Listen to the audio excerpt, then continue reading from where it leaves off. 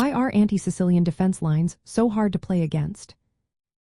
Imagine facing a chess opening that seems to throw a curveball every time you try to settle into a familiar pattern.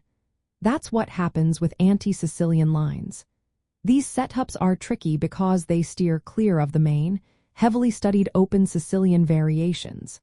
Instead, they take you down less charted paths, making it harder for Black to relying on well-known plans.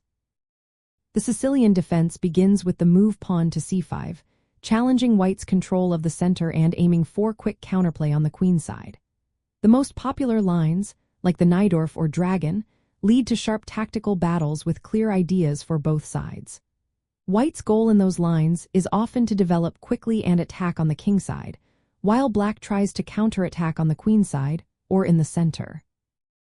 But anti-Sicilian moves, like the closed Sicilian or the Alpin, avoid those complex battles. They often involve quieter, more positional play, which can throw Black off balance. Because of this, Black faces unfamiliar pawn structures and piece placements that don't fit the usual Sicilian themes. This makes it harder to find the right counterattack or develop naturally.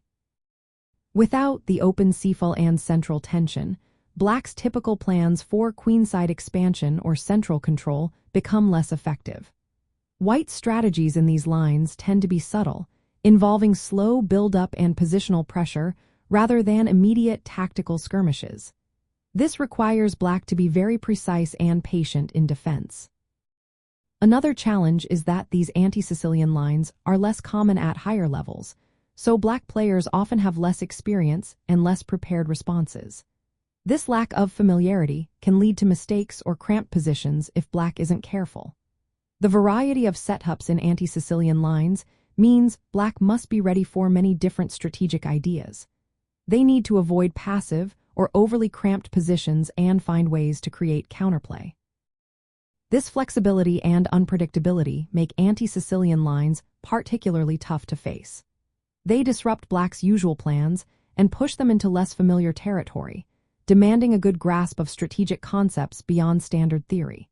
So, the main reason these lines are so hard to play against is that they challenge Black's ability to stick to familiar plans and force them into positions that requiring careful, strategic thinking.